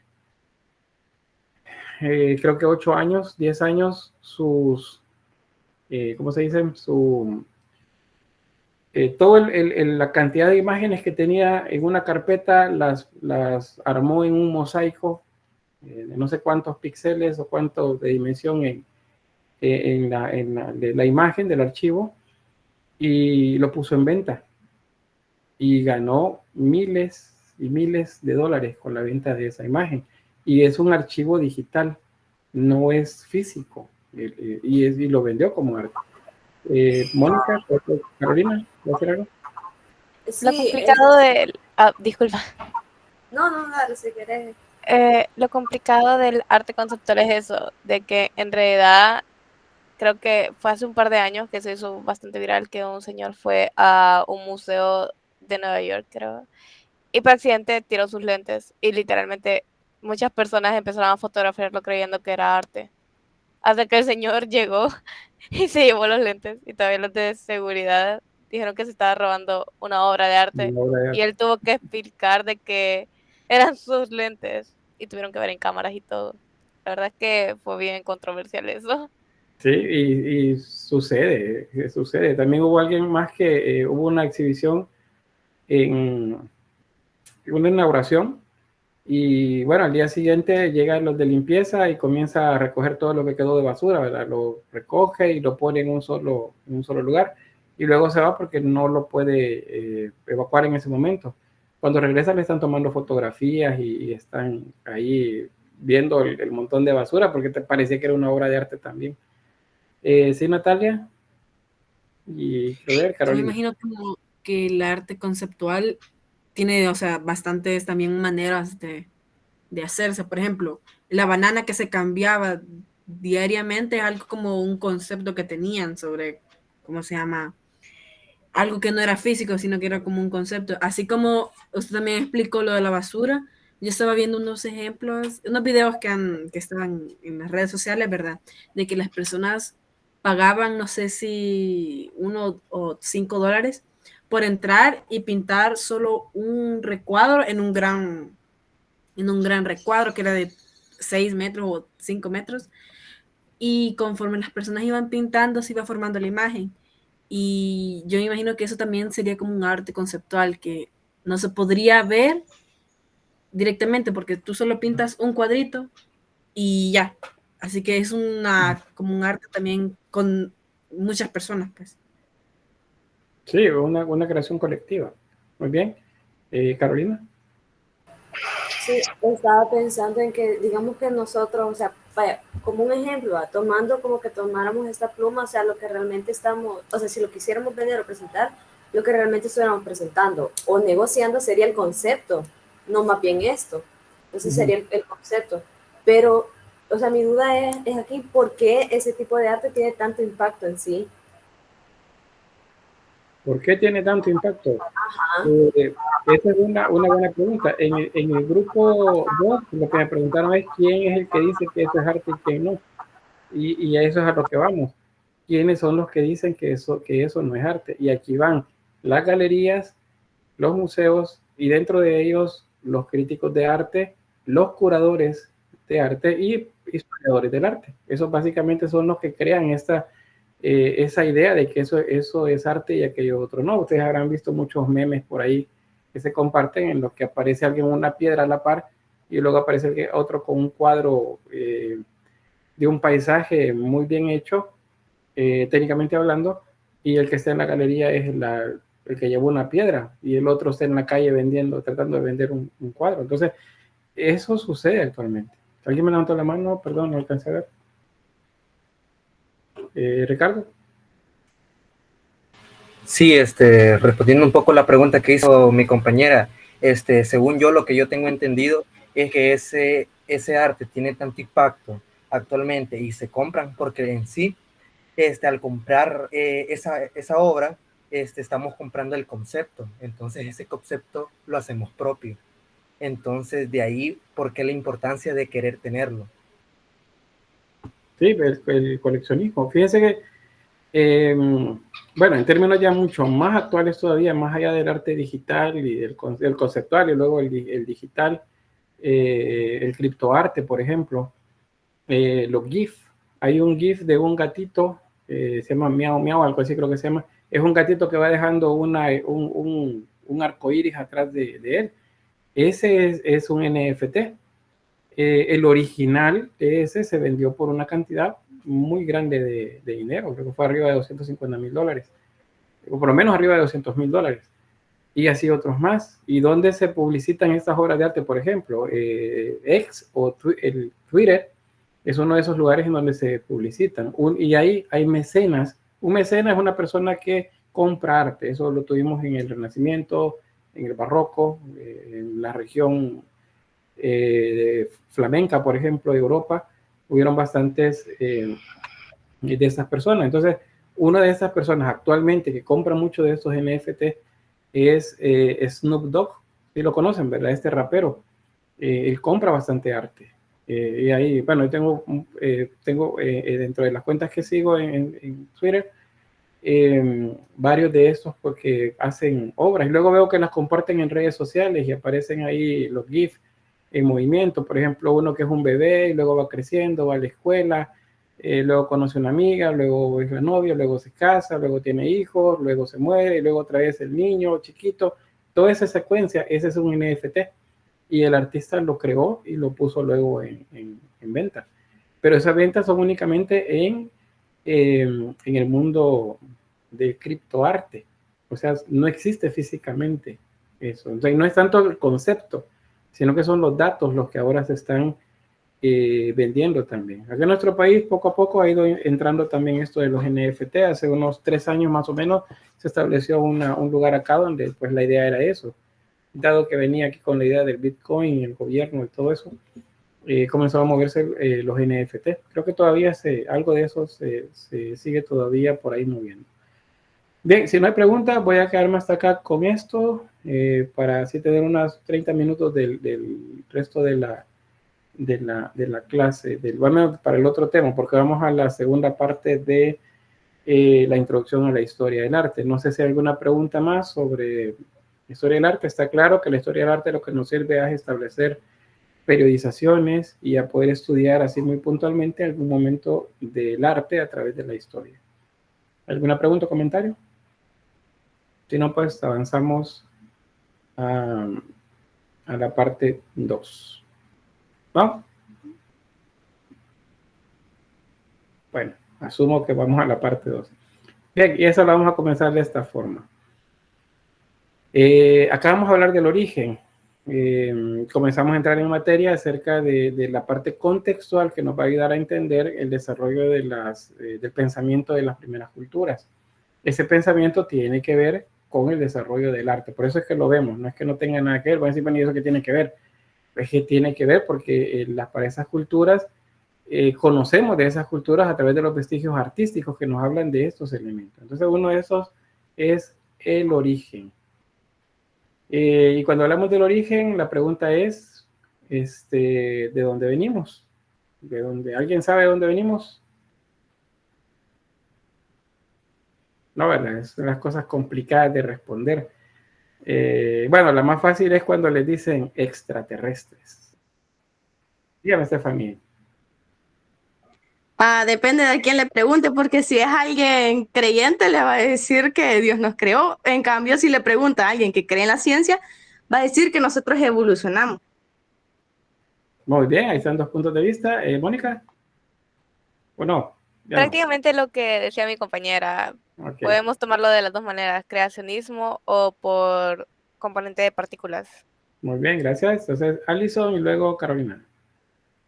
Bueno, algunas personas, bueno, depende de quién lo interprete, el dónde venimos, como que es la historia del universo y la tierra de la vida al ser humano. Algunas personas que lo ven de una manera hipotéticamente podría decir que es eso. Muy bien, gracias. Carolina. Pues Creo que sí, lo está a mí- pensando. ¿Qué digo? ¿Cómo? No, veo que lo estaba pensando así bastante. ¿Qué es lo que iba a decir? Sí, Dígame. es que, o sea, es bien controversial como usted dice, porque, o sea, que dicen que venimos del mundo, que dicen que somos, pues, que la típica teoría del Big Bang, que somos, pues, partículas de todo eso. Entonces, como bien dicen, ajá, depende del contexto de la persona, de quien se lo esté preguntando, porque sí, está lo del mono, la teoría del Big Bang, y muchas otras cosas extraterrestres, como bien dicen. Entonces, depende mucho de eso, pero no venimos del mundo. Bien, está bien. Si pudiéramos elegir una de las dos, ¿por cuál optaran?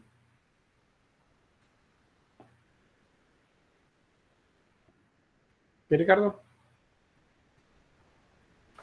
Personalmente, yo opto por la opción de que alguien nos trajo aquí y nos hace que evolucionemos. Porque yo he leído demasiado desde el punto religioso, científico y el empírico. Entonces, teniendo esas tres cosas en cuenta, llegó a la conclusión, desde mi punto de vista, que somos la creación de otros seres de este mundo, como bien nos dice, extraterrestre, personas que no son de esta tierra. Entonces, bueno, ese es mi punto. No, está bien, de eso se trata. Ivette. Sí, ¿verdad? Siendo pues lógicos, por así decirlo, la mejor opción sería el científico, ¿verdad? Pero como eso es algo bien subjetivo, o sea, por las creencias, ¿verdad? Pero lo lógico sería obviamente lo científico, pero obviamente es algo que es muy inexacto y que probablemente nunca sepamos de dónde venimos, de dónde surgió la vida misma, ¿verdad?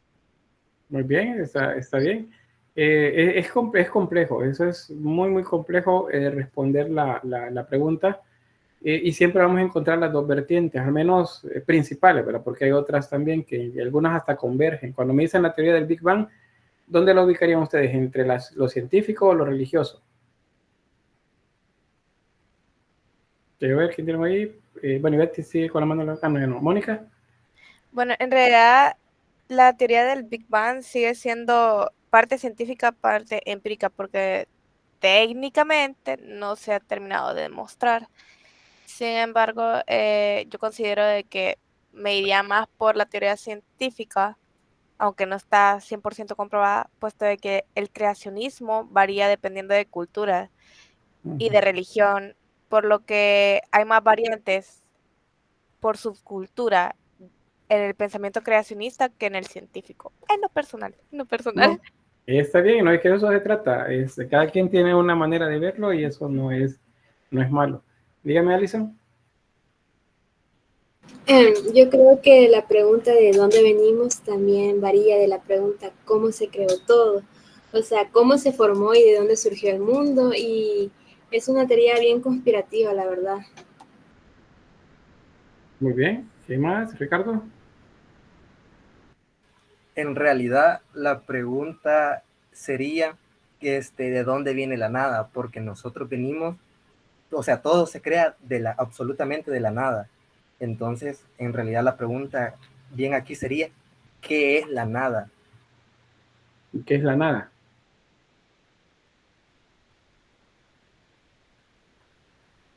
¿No? Bueno, ya vamos a ver por ahí algunas ideas que se acerca de esto, que se refiere a eso que llamamos nada. Bueno, la pregunta que les hacía en ese momento era dónde ubicaríamos la teoría del Big Bang. Pero ya vamos a ver dónde. No le puedo responder mejor todavía, puesto que creo que todavía hay chance para que hablemos un poco más sobre esto. Dígame, Stephanie. Y según usted, ¿de dónde venimos? O sea, según su opinión. Se lo voy a dejar para más adelante, fíjense. No voy a responder en este momento. Es como cuando preguntan, yo digo, miren, el cielo no es así como ustedes los han planteado. Le preguntan, ¿y cómo es el cielo? Entonces yo les digo, miren, no sé. Pero de que hay café, hay café. Vamos a avanzar. Más adelante les voy a explicar porque no quiero bajarle el factor sorpresa en algunas cosas para muchos.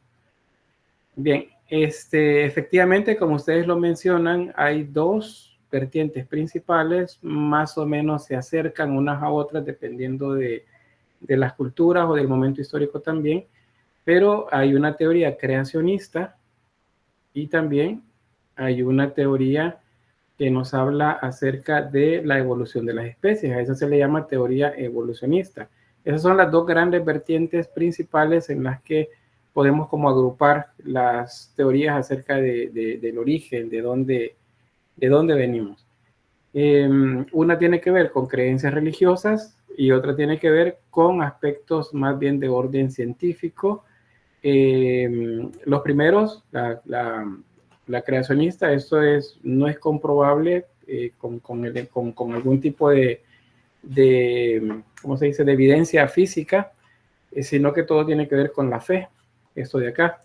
Pero en la teoría evolucionista sí hay pruebas físicas que amparan pues la respuesta. Ahora, si nos ponemos conspiranoicos, entonces vamos a poner a dudar todo eso. No, esa es una mentira, todo eso es falso, es mentira.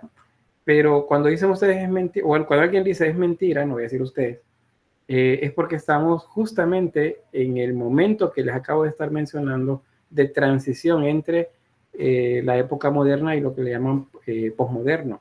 Son ideas posmodernas el negar toda la ciencia, todo lo que antes, lo que se ha establecido en los últimos, póngale 500 años, se niega, es falso, dicen. Entonces, cuando se niega eso, se niega el conocimiento, estamos hablando de alguien que está haciendo ese planteamiento desde un punto de vista postmoderno. Entonces, por eso que ustedes ven ahora que hablan, hay terraplanistas y así una cantidad de cosas pues, que se mencionan. Pero sí hay evidencia física de esto, científica. De lo otro tiene que ver con la fe, o sea, no hay evidencia física. Vamos a avanzar. Sobre la primera, que es esto, la teoría creacionista, pues ya como bien lo decían, tiene que ver con creencias religiosas, a eso se le denomina creacionismo. Está inspirado en doctrinas religiosas, según las cuales estamos acá porque un ser extraordinario, más grande que la Tierra misma, nos creó. Y esa creación tiene un propósito. O sea, no fuimos hechos solo porque sí. Que alguien dijo, no, vamos a hacer esto y los vamos a dejar allá donde están. No, todas las culturas dicen que esa creación tiene un propósito y ese propósito es divino. Dentro de la religión cristiana católica o no católica o cristiana en general, hay un propósito para esto, para la creación, para el ser humano. Para los egipcios, para las culturas de la Mesopotamia, para las culturas en India, para China, América, acá hablamos de los pueblos precolombinos, para todos hay un propósito por el cual fueron hechas las personas y todo lo que existe. Entonces a eso se le denomina teoría creacionista. Hay una concepción del mundo en esa teoría creacionista para esas culturas antiguas y pues tiene que ver con lo que ya habíamos visto. ¿Se acuerdan el orbe? Acuérdense, esto se llama orbe, no me digan la esfera, no. Bueno, significa esfera, pero el término técnico es orbe. Ese orbe representa una bóveda, o sea, una estructura cóncava sobre nosotros y abajo una convexa que, digamos, complementa la primera, o sea, es como un cascarón, por así decirlo. Como si partieran ustedes un esas pelotas plásticas de fútbol, la parte que en la mitad y es hueca, ¿verdad? Tienen dos partes iguales. Entonces, una representaría la bóveda celeste, que es donde están el sol, la luna y las estrellas. Cualquier otro evento astronómico está ahí. Y la inferior contiene agua para estas culturas. Y adentro están, pues, algunos seres también que tienen que ver con la humanidad. Luego, en medio de todo eso, plano, está un océano que rodea un espacio al que llaman tierra. Y ahí es donde están las montañas, los ríos, los bosques, los llanos, las colinas, los lugares para el pastoreo, los desiertos, todo eso está ahí, en ese espacio que llamamos, ¿cómo se llama? Tierra. Acá están colocados los nombres Anki, Apsu, Kururikala, que serían Apsu también, son nombres de divinidades sumerias. O sea, esto tiene que ver con ¿cómo se llama esto? Con la mitología de la Mesopotamia. Otras culturas también hicieron este mismo planteamiento y dicen, por ejemplo, que la Tierra tiene la misma forma. O sea, ya más adelante, solo que estas culturas dicen en la parte inferior, bajo la Tierra, bajo el mar, bajo el océano, tenemos el infierno. Las primeras culturas le llaman inframundo. Cuando hablamos de infierno, estamos hablando ya de culturas que tienen que ver con el cristianismo, porque infierno es una palabra que aparece dentro del contexto cristiano. Para el resto de culturas es inframundo. Y un dato importante acá que debemos entender, son dos esferas, les decía, dos mitades de la esfera, del orbe. Una es cóncava y la otra es convexa. Una está encima de nosotros y la otra está abajo. Es decir, que lo de arriba, la forma de arriba se repite también abajo, pero la parte de abajo es contraria. Esto es un símbolo también para las culturas antiguas. Esto se llama dualidad. Todas las culturas antiguas tienen un sentido dual del universo. O sea, lo que está arriba también está abajo. No abajo aquí en la Tierra, no. Abajo de nosotros. Si hay seres extraordinarios arriba, hay seres extraordinarios también abajo. O sea, dicho de otra forma, si hay dioses en la bóveda celeste, hay dioses también en el inframundo. ¿Por qué? Porque es una visión dual. Y en las visiones duales no hay malos ni buenos, sino que son complementos. Es decir, cuando hablamos de infierno, definitivamente comenzamos a hablar de demonios. Y hablamos de ángeles y hablamos de cosas santas cuando nos referimos al cielo. Y cuando hablamos de infierno nos referimos a cosas malas, a castigos, cosas por el cielo. Ya no es, sigue siendo dual, porque estamos hablando de complementos, pero comienza a separarse también la idea de que el bien debe prevalecer por sobre el mal. La mayor parte de culturas antiguas, no, el bien y el mal van juntos, están a la par. ¿Por qué? Porque son complementarios, no pueden separarse. Han visto el símbolo del yin y el yang, ¿verdad? Eso representa un equilibrio. Las cosas para las culturas antiguas deben estar en equilibrio. En el cristianismo las cosas no están en equilibrio. Hay un desequilibrio. El bien prevalece por sobre el mal. Entonces, si ustedes me dicen abajo lo que hay es infierno, están hablando ya de la era cristiana. No están hablando de las culturas antiguas. Entonces, en este momento no podemos mencionar infierno todavía para las culturas que vamos a estudiar. Si hay un inframundo, si hay seres que gobiernan la noche, si hay seres que gobiernan los aspectos malos y perversos a lo mejor de la vida, pero no podemos decir que son malos, simplemente gobiernan esas partes de la existencia. Era una manera de explicar para estas culturas aquello que consideraban favorable a ellos y aquello que era desfavorable. En el caso de los egipcios, ellos lo representaban de esta forma. La imagen que ven acá es la bóveda celeste, es la diosa Nut, que simboliza el cielo. Algunos ven en ella también la representación de la Vía Láctea, como lo veían, es la parte que se logra ver de la Vía Láctea desde nuestra posición. Luego la tierra de Egipto, el río Nilo y los seres humanos y los dioses también, pues, que complementan todo lo que existe acá. Por cierto, bueno, no, mejor lo voy a dejar para más adelante, pero algo les voy a hacer que recuerden esta imagen del cielo estrellado cuando veamos otra un poco más adelante. Bien, para los hebreos, que es lo más cercano que tendríamos ya para nuestra época, según el Génesis, según lo que se estableció pues, en esos primeros siglos dentro de la religión judía, la estructura es igual, solo que ellos hablan de los pilares de la tierra que están abajo de ese océano interior. O sea, hay agua abajo de nosotros y sobre nosotros está el sol y está la luna y las estrellas, y la tierra sigue siendo plana, rodeada de un océano. O sea, esto es terraplanismo. Todas las culturas lo dicen. Y dice, bueno, pues si todas coinciden es cierto entonces, porque todas las culturas cuentan lo mismo, tiene que ser cierto. Y no, aquí la relación que hacemos es esta. Los primeros en hablar de eso fueron los sumerios, y los sumerios son más antiguos que los hebreos. Y los hebreos, con el pasar del tiempo, bueno, los sumerios fueron superados por los acadios fueron superados por los babilonios por los asirios, luego Babilonia resurge, viene el imperio neobabilónico, luego viene los persas, y son los últimos en gobernar la región de Mesopotamia.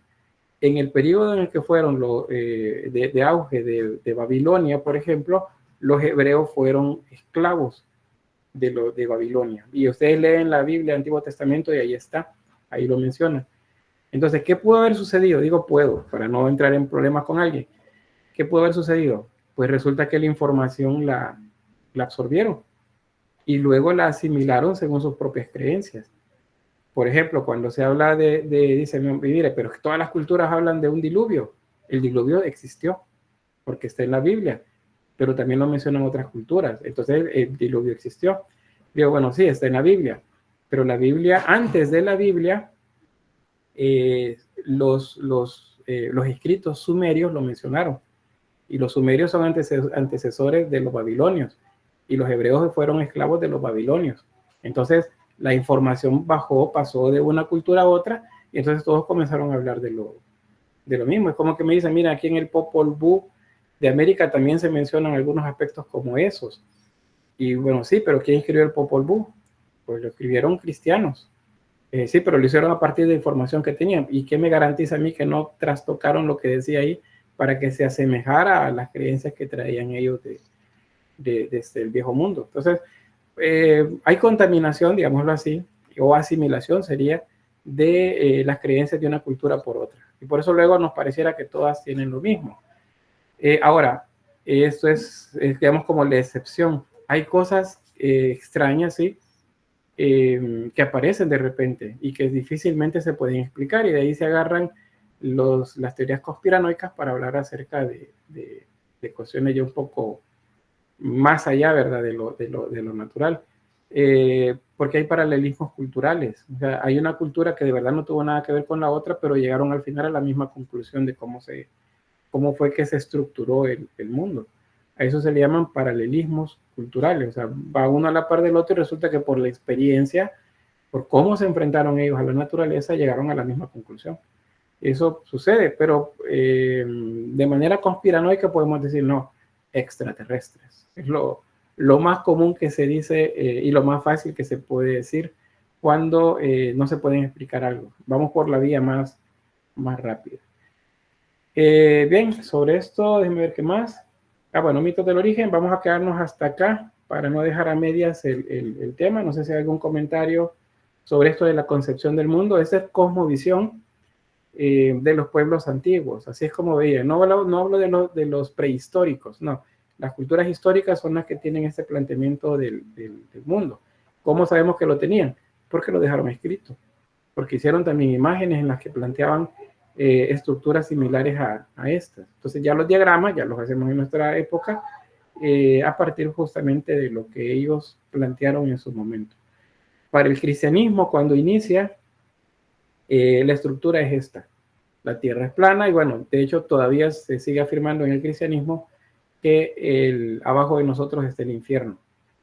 ¿Y por qué? Bueno, porque pues así dice la Biblia, dice. Y bueno, díganme en qué parte de la Biblia está. Y dice, no, pues ahí está, búsquelo. Y a veces me ha tocado ir a leer, fíjense, y no encuentro. Pero dice que ahí está. Seguramente yo leí la versión que no era. Pero pues por ahí van las cosas. Bien, voy a quedarme hasta acá. Voy a tener la grabación y les voy a hacer una pregunta, por cierto. Pero vamos a tener la grabación hasta acá.